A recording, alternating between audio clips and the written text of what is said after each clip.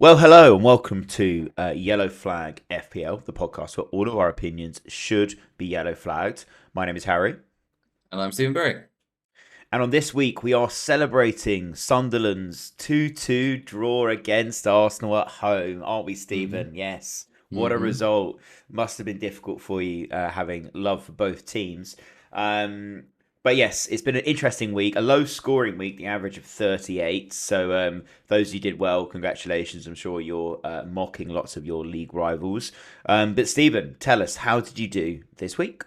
Yeah, I mean, we're not celebrating Arsenal dropping 2 points at the Stadium of Light. I'm also not happy about it because we have the receipts. I was saying to Barry, I should have free hit it this week. I said, don't have Arsenal defense because we'll concede. We end up conceding two. I said, Mbembo. Basically, I wouldn't have gotten everyone right. I did say if you were going to do triple Arsenal, do Marino, Trossard, and Saka, all of who got returns. So I would have done pretty well if I free hit it. But again, it's the theme of the season, just bottling it. Just bottling the chip strategy, Barry. That's all I can say. Nevertheless, got 41 points. Saka, my saviour. Captained Mateta, the curse of the most transferred in player. I should have known better, really. It really is. Is that 11 out of 11 now it's happened, I think. I think it really is. Every time someone's been brought in, they've just failed miserably. Yeah, probably. Probably. Yeah. So at least I didn't captain Semenyo, so it could have been worse. So yeah, all in all, above the average, actually gained some rank as well because I think it wasn't just that everyone did badly. I think everyone in the top, but none of basically the teams at the top did badly as well.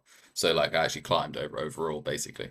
But yeah, not okay. A green arrow is a green arrow, I suppose. It could have been worse. Yeah, I mean the bus teams and like the informed players, none of them really did amazing things. Obviously, Haaland got his return but missed a penalty, so that really helped if you were trying to attack those sort of game weeks. I did free hit and got 52 points, despite having a grand total of 5 points from my four defenders, including the goalkeeper.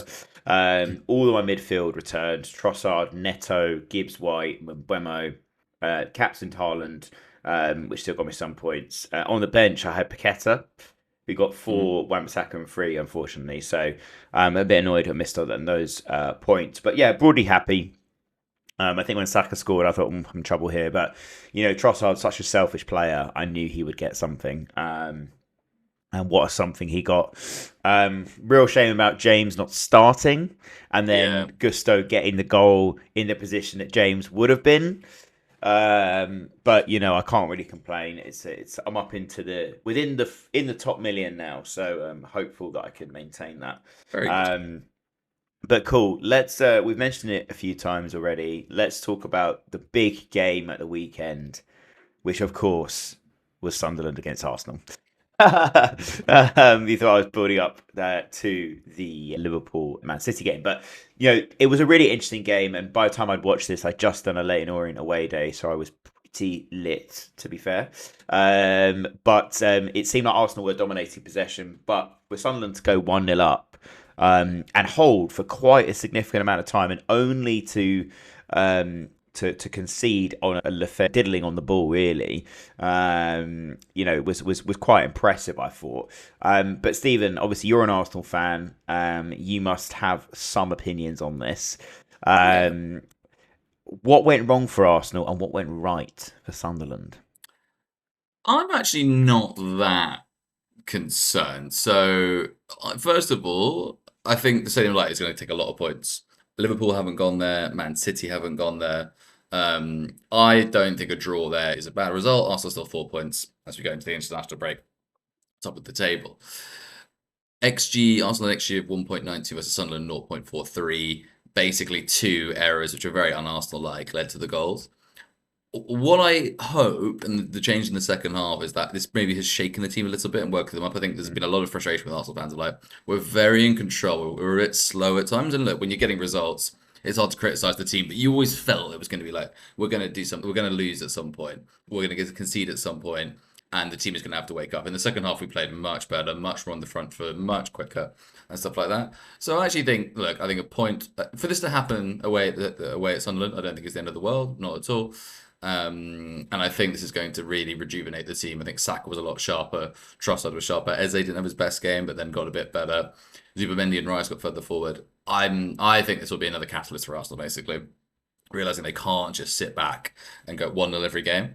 I mean, we've got 3-0 against Slavia Prague, that's Slavia Prague, right? But basically, in other words, I think Arsenal are going to be more attacking, essentially. So I think from an FPL perspective, Saka does really sort of justify his 10 million. He got 12 points, including defcons, actually, in that game, which I think says a lot. He had very low defcons Yeah. before this game, so he really did give one of his all-round performances again. So I think Saka is a very, very interesting FPL asset from that game. Trossard and Marino as well. Marino's quite cheap, played up top, got an assist. Don't really understand how he does so well up top, because all he seems to do is just throw himself around, which you think any professional football player could do, but apparently not. He's I quite guess effective. he's not a typical striker though in that respect. Like he can kind Mm. of come short. He can kind of go right up Yeah. into the box as well. I mean, where he got his assist, he was just on the edge of the box, which you kind of expect from a striker, but you also expect him to make the darting runs. So that's probably why he had a bit of space. But look, it's worth saying that Arsenal had 17 shots to Sunderland's 6. 65% possession for Arsenal to Sunderland's 35.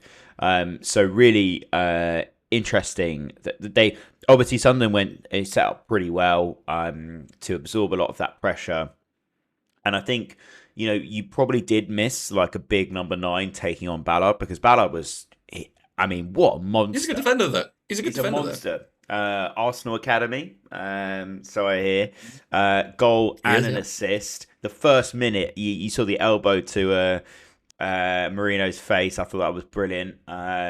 Perfectly legal. I thought if that had been given as a penalty, it'd be ridiculous. Because he's got the ball, he has to jump like that. So it's ridiculous. It falls into the. I agree. It's not. I agree. How does he It's not a jump? penalty. But I agree. It's not a penalty. But I think it very much falls into the category of you've seen them given. Let's say. Yeah, and they shouldn't be. Um, And I'm glad that he made that decision. So yeah, but it was worth mentioning about Saka. Saka's only 17% owned. And when you consider mm, that he's 10.1 million, we do have a bit of cash lying around, seeing as that the only real premium to own at the moment is Haaland. I think he's a must, right? There's yeah. Yeah. I mean, he had a couple of blanks. He's obviously got my lot at the weekend coming or in 2 weeks' time after the international break. Then he's got Chelsea, Brentford, Villa away, Wolves at home. It's not a bad run. There are Everton some away. trickier fixtures in there. But yeah, I think he's a must. But I mean, has the whole result, shaken the idea of having double or even triple Arsenal defence now? It's put me off triple Arsenal defense. Not so much because I don't think I'm still thinking I'm still going to be doing double Arsenal defense and Saka. Basically, I think that's sort of what you have to have. But no, look, Rye's not going to make that mistake again. That Sunderland's first goal again was very un-Arsenal. I mean, they were due. They were due. Bad enough is a bit harsh, but they were due that essentially. So no, I don't think there's any concerns about having double Arsenal defense. I still very much maintain that. Sunderland, Arsenal aren't going to concede 2 goals of 0.4 xg every week, are they? Like that's just it happens. It's football. So no, I think two. I think I'm very very comfortable with double Arsenal defense and Saka. The only concern they have is that Calafiore was the one going forward more than Timber, so maybe they got that one wrong. But nevertheless, I don't see the need to do a I think side that's shuffle always just been the yet. case, though. Like when he played in Italy, that was his natural game, and I think with Yeah, Timber, always for Arsenal, it's been a bit mixed. He obviously does get forward, but Timber just look. They tend to alternate it a bit, and Timber just looks better, and he like puts better balls in, and like Calafiore, like he'll score a world every once in a while, but Timber in terms of just more consistent threat is there. But yeah, either way, in terms of the surgery my team needs, that's not one area. There are other areas that probably need more work. cool. And then looking at Sunderland, obviously the winners by a substitute is relatively unknown. Mm. So I don't think we'd be looking there. But I mean, you've talked about the triple Sunderland before. If we look at obviously like Isidore. You've got Ballard, who is only 2.7% owned, which is, I guess, not surprising because he was injured for a bit. But he's 4.6 million. Jacques is obviously 5.1 million with 6% owned. Roofs only 7.3, still at 4.7. Hume at 4.5. So there's a good amount of FPL players that are investing in Sunderland. But are there any others that are flying under the radar that you think are worth a shout? Just to say, Robson Xhaka, I really don't understand why they're not more. Rose is only 7% owned. Yeah, Wow. yeah, it's crazy, isn't it? He's like third for goalkeepers. It's mental. I don't understand Yeah. that. And they got Fulham Five next as well. saves. Yeah, 5 saves. He looks really good. Xhaka got his defcons again. He did. Got a yellow card, of course he did. So that does annoy. But either way, he get defcons and he will get a goal or two. I think he's sixth or something for midfielders, and at 5 million, that's amazing. So why yeah, those two, I mean, what more do you want from a 4.5 million goalkeeper and a 5 million midfielder? That I don't understand essentially. So Yeah, I think they I think those two are they. basically again locks as well. Yeah, I think so. I agree with you. Bruce is the most owned player in the Sunderland across FPL. But yeah, Xhaka. I mean, what has he got? He's got a return every game, bar Yep. one in the last five. Yep. Yeah, and Mental. he's for most of the season as well. He's on the same points as Neto. He's two below Salah. Um, I mean, what's not to like, basically? Yeah. I mean, I also have Hume as well, who puts a good ball in. I went for him because he was 0.2% owned, if I'm honest with you, and he starts every week for Sunderland. He's probably one of the Mm, few defenders who's guaranteed to start every week for them as well. So there is also that taken into account, and I feel the haul coming with him. He's gotten one haul for me, but I feel another one coming with him. So Hume, if you want a bit of a long shot, but yeah, Xhaka and Rose, I don't see why you wouldn't own them. Sunderland are they fourth in the Premier League still or whatever they are? They're dirt yeah. cheap, getting returns. Just sometimes there's not overanalyze this. Just go for them. Rose is top Cool. points for goalkeepers, by the way, and he's still only 7% owned. That's mad. Yeah, mental, mental. Okay, cool. Well, let's move on. Do you want to talk about my mob, seeing as I've gone for yours? Yeah, yeah, I do actually. Interesting game. I think this actually, I mean, make you feel disagree with me. I think it's one of the Spurs' best performances for a long time. I know they were 1-0 down for most of the game, but they were creating big chances. Romeo, come over to the first, second half, really should have scored. Again, once again, Clemens, one unbelievable save. It was right at him, let's be very clear. He made very one good save in that game, let's be frank. But other than that, I wouldn't say it was a Buffon performance from him. But Spurs should have equalised before they did. Got I would say a good goal from his perspective, bad defending from Man U. So from an Yeah, it's FPL really bad. perspective, yeah, from an FPL perspective, I'd say Man U attackers, maybe. Man U defenders. Yeah, I know Delict got the goal, and it was actually a very good header, to be fair to him. It was a good But header. Yeah. he's not going to do that every week. And He's defensively, they are 5 million really, as well, really, so he's quite expensive. yeah. Um, Defensively, they were very, very poor. They're going to concede a lot. Your best mate, Casemiro, he got defcons. He did get 7 points in that game somehow. he did. How did he Yeah. get 7 points? How? I don't know. Honestly, like he was. I think he also came off due to injury as well because he's about a billion years Okay, old. fine. But you know, Yeah, I just think with Spurs, again, they're in Europe. They're a little bit like Newcastle, where if they really have to do something, they will, but they will have a bad game in them. And a mm, lot of their players are not as cheap as you want them to be, other than Paulinia. The forwards rotate a lot. Is Kudus injured or is he rotating? What's the yeah, he was situation with injured. him? He said it was touch and go, but he's orange flagged on the game at the moment. Right. But he's kind of been on the chopping list for me for quite a while, and obviously he's got Arsenal next. So he is the only player that when he's in the team is unlikely to be subbed. Mm. But at 6.5, and he's quite high owned as well. I'd be tempted to move him on.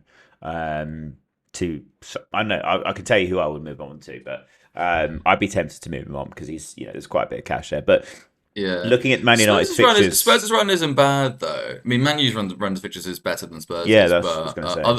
after the North London derby, so they're away at St James's and the Emirates. That's bad. But other than that, it's pretty good for the next 8 or so. Some tough games in there as well, but by and large, it's pretty good. Man U's is nicer. Yeah, Barry, I'm dancing around something. I really just don't want to say. Is it time that I bring in a Man U attacker? I don't want to say it, Barry, but it's coming, isn't it? It just really is, and I Yeah, really don't want to. I don't even want to say it. Never mind, do it. But I mean, I'm sort of giving away one of my shouts for later. But Man U going for, they can go forward. They can go forward. They can't defend, but they yeah, can. They can attack. And one of their players in particular, I think, is starting to justify or actually has already justified the price tag, to be fair. And we mentioned him yeah. before. But anyway, I think you know who we're talking about, but either way, I'll save it for the end. But yeah, Man U, one Man U attacker in particular is super tempting. Cool. Yeah, I mean, I think I know who you're talking about, but I'm going to independently mention Brian Mbemo, There we go. That's exactly who I was talking about. Yeah. and say like, yeah, he just looks like the player that he was at Brentford, and I think Brentford were, they're a good team, a solid team, but he was clearly the star, and it doesn't seem to me that the Man United shirt weighs heavy on him. His goal was pretty decent. Yeah. He had a couple of other good chances as well. So I'm not too optimistic on Spurs attackers and defenders as you. Yeah. But yeah, there's some cheapies in there. I think Spence is still worth it. I get what you're saying about our run, but Fulham at home, we probably will lose that game. Newcastle away, we have a terrible record there. Brentford at home, okay, that's all right. Forest away, Dichatino does what he does. Liverpool at home, okay, there's some chances there. We've got a good record there. And then it sort of clears as we move into the sort of new year. So I think I would be, again, I'm probably selling Kudus this week, for who I don't know yet. But if I had a Spurs defender, I'd keep. And I would invest in Mbemba if you can get to him, because I think he looks like the Brentford player he was. And that kind of makes him a lock, because last season, every game, almost without fail, he'd pop up with something. The only drawback is, of course, he's not on pens. So, yeah, Yeah, but again, Man U, as we've discussed, have already had most of their penalties this season anyway. The thing that put me off about Mbembo is his XG is quite low and he keeps outperforming it. I'm just like, well, he can't do that forever, but I sort of think yeah. he can. He's done it now for like well, three he did it at seasons, Brentford. He did it at Brentford, Yeah. didn't he? So yeah. Okay, Yeah. cool. He's just a very, very good player. And yeah, I mean, and his header was really nice. Like, really, like, how many times He had to jump for it. It was so bad. It's such bad defending. Like, defending was even have to bad. jump. But how often did you see players just head that way over the bar? He controlled it. Like he's nice pretty clinical. I mean, go back to the first game of the season against Arsenal. Like he really created chances, not out of nothing, but out of close to nothing.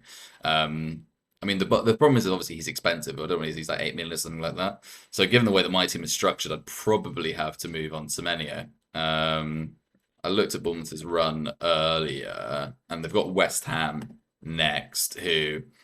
They've got West Ham next. They've got a good run. Sunderland away.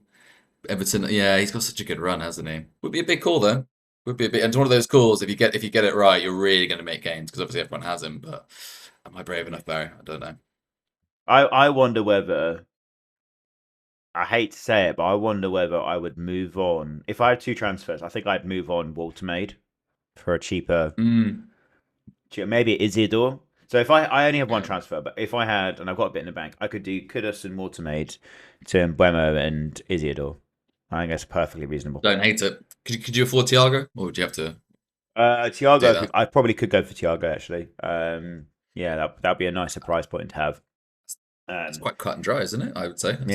I'd say so. But cool. Okay, well let's move on. Let's talk about probably. I think probably one of the most surprising results of the weekend, which was Aston Villa against Bournemouth.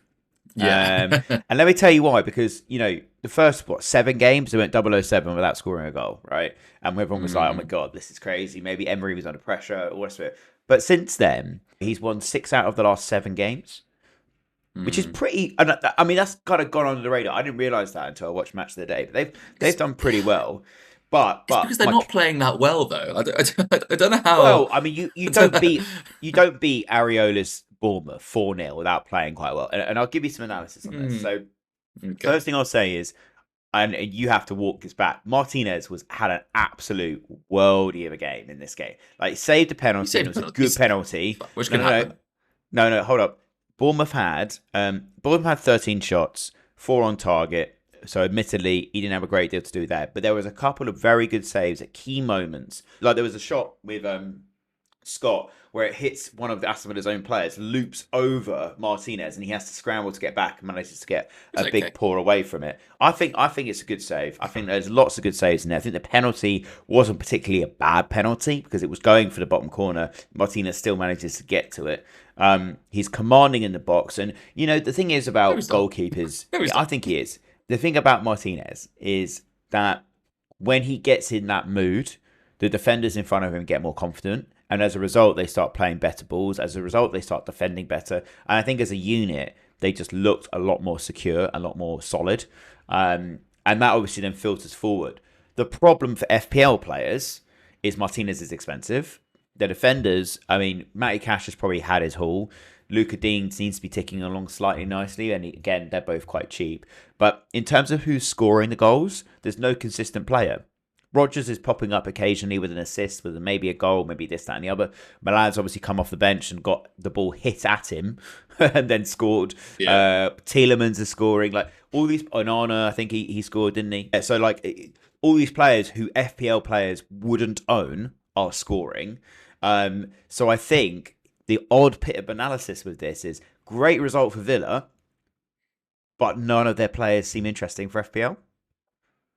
Because they have Leeds away next. I mean, Yeah, Ellen Road's supposed to go. Wolves at yeah. home, though. Brighton away. I'm thinking here mainly about attacking players for them. But who do you go for? Rogers Like is, they don't have yeah, consistent Rogers is too returns. expensive. Yeah, Watkins is too expensive. I mean, the one that you would really just go for would be Milan, right? Because he's dropped down to 3p or whatever it is because of how high But owned he he's was. starting on the And bench. but surely he's going to get a run soon. How long can McGinn play on the wing, have no I returns? Well, How look, long could this we go on for? we can't judge Unai Emery really. Well, we can, and we probably should Yeah, yeah. for playing begin out there. But you know, if they're winning 4-0 at home against a decent Bournemouth side, he's clearly doing something right. I think actually the most interesting attacker, and he has an X-Mins issue, is Buendia, who Yeah. is 5.3 million, 0.4% owned. Now, the difficulty with him, obviously, he's got 11 points in this game, right? But then he didn't play at Liverpool. He was on the field for 28 minutes against City and then came off injured. Mm. Prior to that, 7 points against Spurs, 0 points against Burnley. So, again, this is one of the things where what do you do in that situation where he's, you know, He plays in Europe. If you look at his minutes, he's yeah, played most that's minutes true. against Feyenoord, That's true. Eagles, Tel Aviv. I know actually, in Tel Aviv he came on. Actually, interestingly, that he was actually switched probably because he was injured against Liverpool, or he was injured for the Liverpool game, I should say. He seems to be his preferred option in Europe versus the Prem. Actually, I think look, I actually sort of agree with you. I think Villa players are too expensive and. Okay, and also if they didn't have Wolves, would I be looking at them? Brighton away, Arsenal at home. Not brilliant. I guess from an FPL perspective, the key one would be Bournemouth, right? So both Senasai and I'm not going to try Milevinovic or whatever however you pronounce it. They both got a million defcons, so they got some sort of return. I imagine they would have got 3 points overall, something like that. So this is the thing about defcons. Bournemouth play an incredibly high line away from home. It means that those two have to do a lot of defending. So even if they don't keep a clean sheet, you're actually usually pretty safe with them, basically. And it seems to be those who do most of it. The fullbacks don't seem to be doing more. So I still think centre side or the other centre back for them is a good pick. I've gone off their fullbacks a bit though because they do concede a lot. And then neither Yeah. Schroeder or who's their right back? I can't remember who their right back is. But either way, they're not really creating enough. I would say. I think there are other cheaper options at that Yeah, yeah. 4.5 to 5 million range. Yeah, I think so. But I mean, Trufflet did have a shot sort of inside the box, which did give me hope, but it was He blocked. did. So, and they do have West Ham next, so he's not the biggest fire in my team. So I probably will keep him just on that basis. And he does occasionally get defcons. But yeah, I agree with you. I think it's maybe time to move on Bournemouth defenders. But again, I think this is a little bit of a freak result. Because if Semenyo slots that penalty away, do you Yeah, think it's a exactly. Bit difficult different game? game. Yeah, it's a different game then, It's completely surely. different game. Yeah, Yeah, Bournemouth then really went for it. Like you saw this at Anfield, right? Even when they were two, even when they got to 2-2, they're like, no, we're like we. It's basically, I mean, it's entertaining, right? They have the policy of like, there's no difference between a 1-0 defeat and a 10-0 defeat. It's a defeat, so we're gonna absolutely go for it no matter what. So, kind of got to that's respect it also because it's kind of true, right? yeah. Yeah, exactly. And let's be frank, they're aiming for the Champions League. So goal. I mean, is that going to come down to goal difference? Probably not. They need points. So yeah, I think it's a bit of a freak result as well. Villa got 4 goals for next year, 1.6 or whatever like that. I'm not keen on Villa players still. No, not me. Semenyo though is getting a bit frustrating. And again, him to Mbembo is in my thoughts. But for now, for now, I'm not going to. He's actually my captain against West Ham at home next week. So, but after that game, we'll see. Yeah, he's so highly owned as well. He's 64% owned. So that's the thing. If he goes off, then you're in trouble. Worth Yeah. mentioning as well that Evan Nilsson started this game. Krupi got the Mm, on the bench, which I think is really harsh on him. Maybe it's something to do with contracts. Someone suggested that at the weekend, something about okay. minutes. Evan Nilsson has to play, but yeah, I think look, Bournemouth are a good team. They'll bounce back. No, I'm not worried about them, and I agree with your analysis about Villa. But cool. Let's move on to the next game. Which one Yeah. did you want to go for? Well, as you already mentioned them, I'd like to talk about a team who have been quietly stinking up the Premier League, and that is my dear friends Fulham. Um, I Fulham fans seem to be losing it. Thinking up They the are league. well, Barry. If we look at the Premier League table, they're on the same points as let's see. Fulham have 11 points, which is the same as Leeds. They are Newcastle have 12 points, who are only going to play 19 games this season because they've just given up playing away from home. So they're still losing to a team that has playing 50% less games than them. They are one off Burnley and West Ham, i.e. they're one off the drop. Is that not quietly sinking up the Premier League? If it wasn't for, I mean, obviously Wolves have just been such a laser beam. But if you look at Fulham's results, they beat Wolves at home 3-0. But like I went through it earlier, it's not great. Like to be honest with Yeah. you, why am I saying this? I think for a number of reasons. One, we annoyingly looks like Nuno is doing something at West Ham. I don't want to quite admit that yet, but it looks like he sort of is. Dichatino is Dichatino. Yeah. It looks like Rob Edwards is going to come in for the Wolves job. Is he going to save them? Who knows? Mm. Probably not.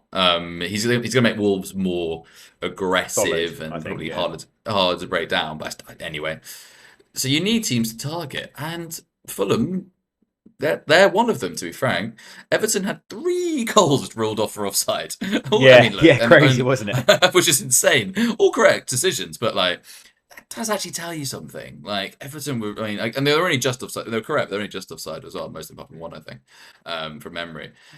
Yeah, Fulham. If you look at their team as well, like I mean, if yeah, Theo you Barry know, could they've stay sort on of, side, he probably would have scored a few to the weekend. yeah, Like I mean, mental, man. he's awful. I mean, No when wonder he wants to Barry go play in the and Ballers League. Like it's yeah, crazy. when Barry and Neto as your two striking options, just when Everton fans haven't suffered, you don't think they've suffered enough, but they've really have. So Yeah, like, I mean, if you just go through their team as well, I mean, people like Iwobi, Jimenez, they had no big chances. Anderson's getting on. I mean, their best players are probably Anderson and Leno, who are, Leno in yeah. particular has probably been keeping them above a certain level for a while now.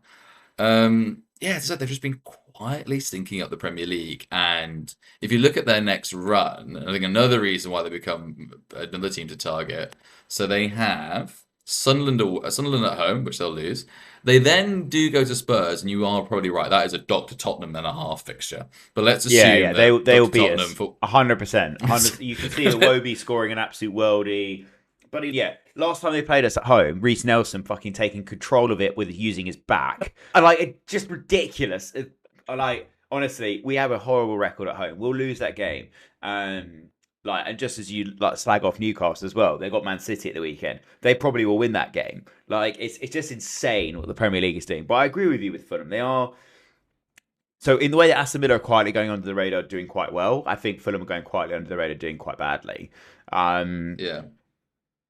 I mean, Munoz, he So, came so their on. runners, they've got Sunderland at home, Yeah, which I think they're probably going to lose. Let's just assume that Tottenham for once doesn't give out any medicine, which can happen. Man City at home, Palace at home. They then play Burnley, Nottingham Forest, West Ham. By the time they get to those 3 rounded games, where they could could be they in the be? relegation zone. Exactly. And then Mm. all of a sudden, like, do you think players who, I mean, other than Wilson and Sander Berg, do you think these guys are going to be great in a relegation scrap? I Sanderberg mean, got that's Sander relegated with Sheffield United, so probably multiple not. times actually. So yeah, he's not great in a relegation. So like, I mean, I meant by that is like having experience with it. Castanet's been relegated. You know, are these players who you think are going to do well in that sort of environment? I don't think so. Yeah, I think there's a real risk with them. unless they really are needing Dr. Tottenham badly. But yeah, Fulham are just quietly sinking up the Premier League. And from an FPL perspective, I think you want players playing them every week. For example, I have three Sunderland players. All three of them are probably going to start for me next week Yeah, man. I think against that's fair. Fulham. I made a mistake bringing in Sessegnon for. I should have brought in somebody else, which I'll talk about later.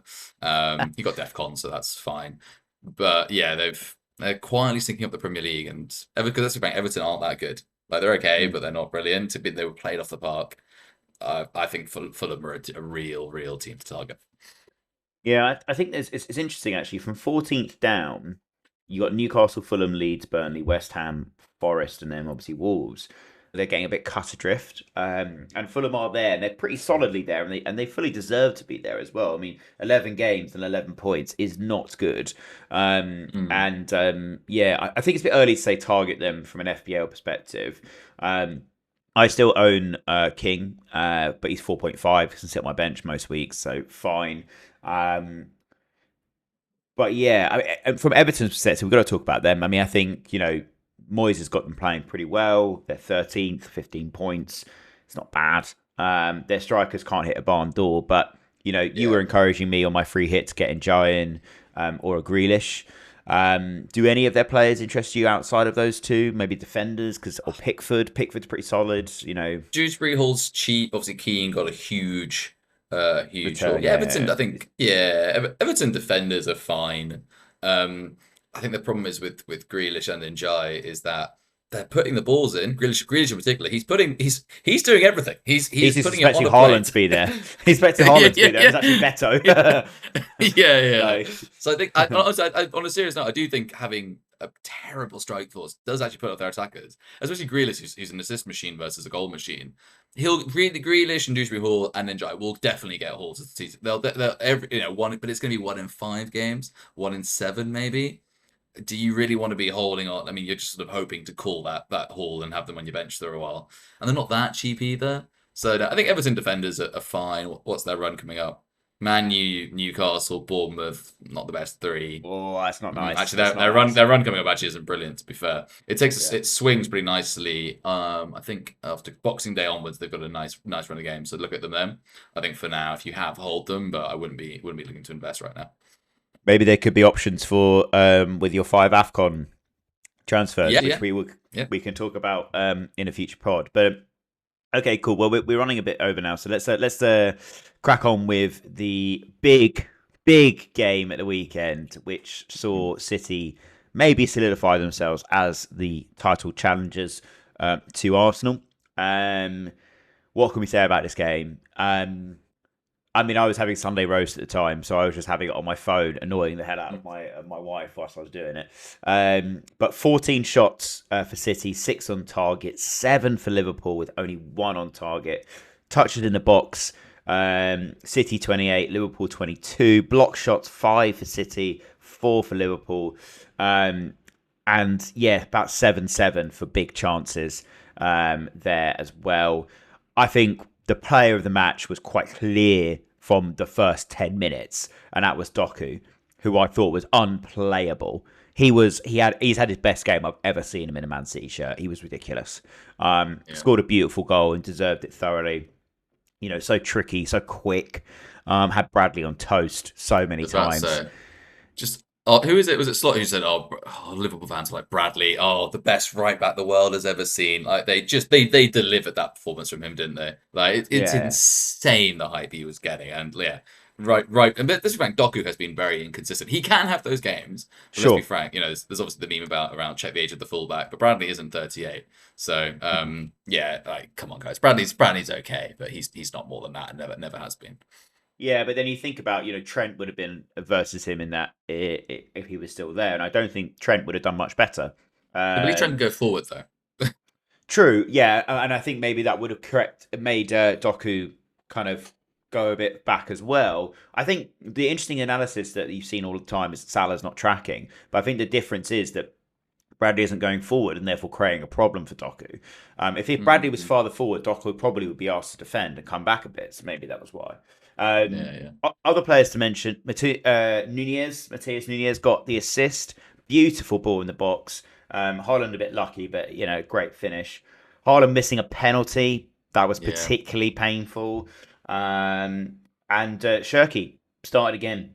Um, so, Stephen, what did you think of the game? The disallowed goal for Liverpool, I think we won't talk about VAR there, but I think I was a bit unlucky. Yeah. Yeah. Um, I would like to say one thing on that though. yeah. I think if that goal had stood, we're talking about how Semenyo's goal, if that changes the game. I don't think that goal makes a difference. No, I don't think so Liverpool either. just I don't think Liverpool it lose that either. game 3-1. Yeah, I think Liverpool so. lose that I game think so. 3-1. Yeah. It's as simple as that. Like, Yeah. I mean, Liverpool, the fact that, do you know what's really telling about that? The fact that Liverpool have complained to the PGML about it. Yeah. They're desperately trying to do anything they can to distract from the fact that Liverpool were terrible, They were shite. awful, like absolutely abject. I don't think their shot on target was till the 70th minute or something like that. It definitely wasn't in the first half. Well, yeah. I mean, do you see the Absolute, Gakpo chance at yeah, the back post? Like so yeah. the ball comes across. Great little bit of play. First time Liverpool would actually stitch something together. Back post, Gakpo blazed it over the bar. He started on the bench as well, which I thought was really surprising. And I think it was a mistake from Slot, to be honest, because It Gakpo is. has been one of their best players, if not the best. Well, this is the thing. They're saying like, oh, Wirtz when he plays on the wing, oh, we're going to see the real Florian Wirtz, and we are seeing the real Florian Wirtz, which is a guy who's not that good. He had I moments. mean, I think it's actually, and I know this is a low bar, but I think it was one of his better games because he did skip fast players. I watched the whole game and he skipped past players. He did yeah, create a problem. And Nunez didn't know what to do with him. The problem was, of course, the whole. I don't think it's because of him. He's a lightning rod because he's so expensive. But I think he's that played very badly. he has played badly. But he's 21, 22. You know, he's come from the German league. He needed a But bit more time to bed in. The whole team is playing badly. It's not about him. yeah, they are. Um, Yeah, they are. But he is. Let's be frank. He is 0011 now in the Premier League. So these things need to need to be said. Liverpool had an XG on target of 0.06 from an XG of 0.61. So but no, it's 0.61. So like, okay, their and shooting was terrible, but like they were all thinking percentage anyway. Liverpool were just really really bad. And another player who's been terrible, who was really poor, was like Ekitike again. Really, really yeah, poor. I surprising do not actually. understand this.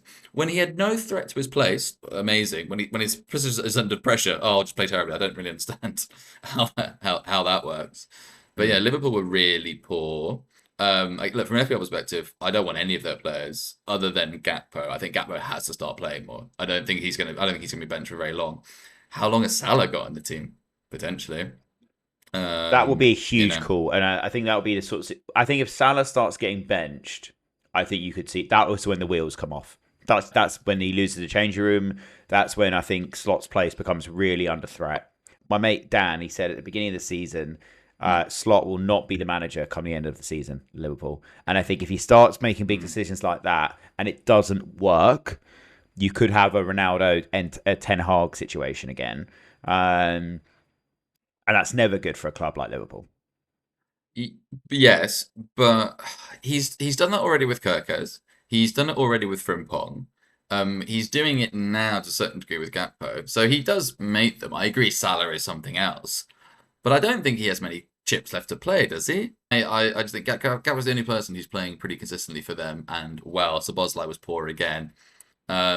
I still like Gakpo. In fact, I think Liverpool's run really turns now, doesn't it? I think they've got the easiest run. They've got Forest, West Ham, Sunderland, Leeds, Brighton. Yeah, they've got a very, very nice run coming up. So the other person I might consider selling Semenyo for would be him. So I think I actually probably am going to bring him in just because of that run coming up, and I do think he's going to start. Um, Man City players, they played well. One other player I'd like to bring into my team as well, outside of Haaland. Turkey did start, but didn't have his best game. But yeah, I think in summary, I I don't want any of their defenders. I want Gakpo. That's about it. And I have not changed my view for that one. Liverpool were really, really poor, and I don't think they're going to get much better. They're playing easier teams, so they're going to win some games. But yeah, they were just dreadful. Really, really, really, really, really poor. Yeah. And I've just actually done a little bit of maths. I am zero point 0.1 off going Reece James and Kudus to Mbuemo and O'Reilly. Ah, we thought about the exact same player. Yeah. Like I think it's worth talking about O'Reilly because he's top of the form charts on the game for Man City players outside of Haaland, obviously. Um, looks solid. Got 8 points against Bournemouth, and then in this game, he's got 11 points. Which is crazy. He's got Newcastle away next, which is not great. But then after that, the run is pretty nice. It's Leeds at home, Fulham away, Sunderland at home, Palace away, West Ham at home. I mean, is it now time to start thinking about the Man City defenders? Whether we are in a good place to look at that?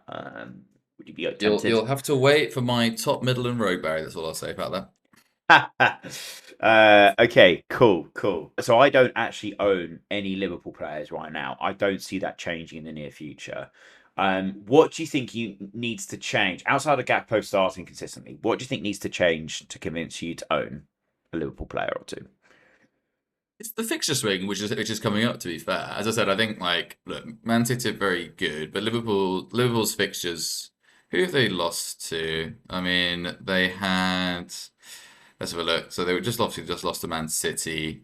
They're in Europe as well. Yeah, they beat Villa at home. So they lost away at Brentford, which a lot of teams are doing now as well. I don't want to talk about Brentford though. Losing at home to Man U is unacceptable. But then again, they're scoring, they're getting points. They lost at Chelsea. That can happen in the last minute one. So, much as look, I love to slag off Liverpool as I think everyone else does, but I don't think we need to panic too much. They were really, really bad. Nevertheless, they're still Liverpool. They have a very nice run coming up. Gakpo is the one who's doing the best. Salah's too expensive, so I will probably get him in for that. It's nice to mock at them and laugh at them, but I just think the international break will be good for them. And they probably will get a new manager soon. Who that will be, we don't know. So might be time to get them now. Yeah, before the players go in price too much. I don't know. But yeah, no, I think Gakpo is surely has to get more minutes. He surely has to.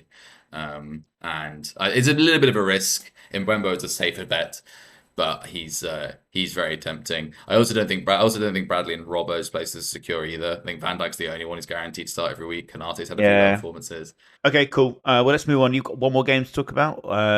Yeah, as we're running a bit over, I'll do it very quickly. Nottingham Forest absolutely battered Leeds. Dijsseltino has got them playing again. It's no longer target Forest, especially at the City ground.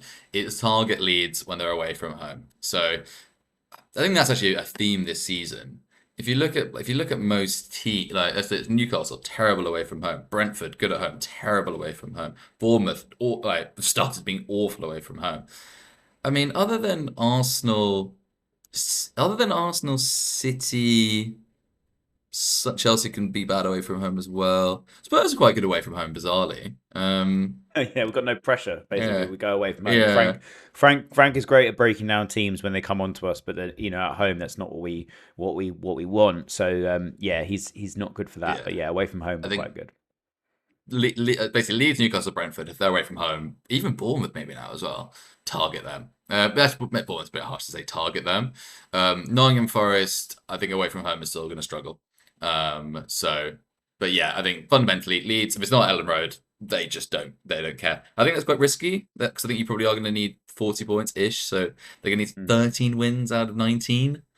Not impossible, but tricky. But Leeds away from home, target them very aggressively. That's basically the long and short of that. And Nottingham Forest under Dyche are no longer whipping boys. In other words, if you have a player play at the City ground, I wouldn't be looking to captain him. I'd say that. I'd say even if Forest lose, I don't think they'll lose bad under Dyche. Yeah. I think Forest away is back to being quite a challenging fixture for sure. Okay, cool. Well, let's move on to the banker, middling, and rogue. Yeah, Stephen, when you kick off, I've still got a few to decide in my brain, to be honest. But yeah, you go for it. We've mentioned two of them. O'Reilly is my banker. Yeah, he started now most weeks at Man City. Let me just quickly double check this. But he's started the last two games at the very least for Man City. He's the top for defenders. He's gotten 11 points, 8 points. He also got 11 points against Everton. Yeah, he started every game bar 3, and it looks like maybe he was injured that period as well. So look, it's pep roulette. You can never rule that out. But by and large, he's starting every week. He's getting assists. He's getting clean sheets. 1.7% owned, 4.9 million. Which is actually not too bad. He's the same price as Teal at Newcastle, for example, and that's a very easy swap for me if I'd like to do that. My middling, I mean, in theory, he should be the banker, but I can't bring myself to say a Man U player is a banker, and that is Mbembo. He's just a very good player. He is going to keep outperforming his XG. He just is. He's done it for so long now. Man U's run is pretty good coming up, and with AFCON at the 5 transfers, he's based sort of a risk-free move. And then my rogue one is Diego Gomez at Brighton. He's Matoma's replacement while Matoma is injured / not Yeah. getting in the team anymore. He's 4.9 million, very low ownership. Got a big haul against their Wolves of the week. No, Fulham did. Who they? I don't know who they played. But either way, Brighton have a good run coming up. He is starting every week now with Matoma out, and they have Brentford at home, who we're going to look at. So that's an easy game. Nottingham Forest away, not ideal. Villa at home, West Ham away. It's a pretty good run. He's 4.9 million. I think he's worth a punt. Cool. Okay, brilliant. Yeah, I think we mentioned Gomez before. He scored that crazy hat trick against Barnsley in the cup. I think he's worth a shout. He's a more deep lining midfielder, I suppose, but at 5 million. He's playing on the wing now. Oh, he's playing on the wing. He's basically playing on Matoma's spot while Matoma's out. How long's Matoma out for? Do we know? Not sure, but he hasn't played for a while. And I think Matoma's performances, he's not guaranteed to be back in the team either. Yeah. So he could be in the team for a while. Cool. Okay. Well, so for me, my banker is Thiago at Brentford.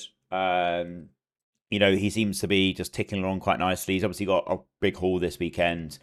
He's got Brighton away next, and then an okay fixture. Then Arsenal, which obviously you could bench him for. But then after that, fixtures clear quite nicely. I think he's a banker because he's just going to keep ticking along at that 6.3 mark. In his next 6, he's got Burnley at home, Leeds at home, and Wolves away. Yeah. You think of bracing all 3 of those, don't you? You would. Yeah. That is concerning. Well, oddly though, he has done better in the games when he's been against the bit better opposition. I mean, he scored 2 against Liverpool. He's on pens. He seems to be their sort of talisman player, and they don't have anything else that they're playing for per se. So again, I think it's just good. My middling is Doku. Middling because they've got a pretty tough fixture next, and he hasn't really returned apart from the game at Liverpool. But I think he just looks like he's in the form of his life. And of course, Pep, he could bench him at any time. He can come off on 60. Like you know how it is with Man City players. So that's the other reason why he's middling. And then my rogue shout, Stephen, is someone that's only got 2 returns all season. Love it. Love it. He's a 5.5 midfielder. He was great at Leeds. I think he played for Leeds for a bit. But he is now playing for the mighty Hammers, and that is Somerville. Right, that is rogue. That's definitely rogue. It's really rogue, but I think you're right. Nuno has got them playing quite nicely. Somerville is probably one of their better attacking players. He's 5.5 million, so he's a way of getting into their attack if you wanted to, without having to spend 8 million on Bowen or 6 million on Paqueta, who's also incidentally out for next game because he got the extra yellow card. I hope he won his bet for that. But Somerville, he's a very tricky player. He's a very cool player. I really rate him. And I think, the points are coming for him. And again, if you've got a 5.5 slot and you're happy to bench him every now and again, I think it's worth a punt. Yeah, fair enough. But what are West Ham's fixtures coming up soon? Probably not great. No, they got Bournemouth away. Then they've got Liverpool at home, Man United away, then Brighton away, Villa at home, Man City away. That is a tough fixture run. But it's a rogue shout, Barry, and that's why we have a category. And that's what the fans come for. So yeah. Cool. Okay. Well, I think that's it for this week. We're going to do, obviously it's international break, so do yourself a favour and take a break from the game. But we are going to do a pod next week on the AFCON transfers, which we've mentioned. Obviously, as you know, the rule came in place where we got 5 extra transfers at the beginning of AFCON. These aren't restricted to players going to AFCON, so it's essentially like another mini wildcard, and could be really interesting, particularly if you're sitting on quite a few players from those nations. But even if you're not, what do we do with it? How we strategically plan for it whilst the AFCON period is there? And of course, if you don't own an Mbeumo, for example, he goes off to AFCON, you're probably going to want him come when he comes back, right? If you don't own Salah, but you want to own him for some reason when he comes back, again, how do you plan for that? So we're going to do a little strategy session on that. So stay tuned for that. But Stephen, any other thoughts before we wrap it up for this week? Just don't make any transfers until the international break is over, which I always do. Very, very wise words there, Stephen. Well, thank you very much. Thank you to Rita for helping us with the everything that we do. Mhm. And yes, we will see you next week. Thank you. Thank you.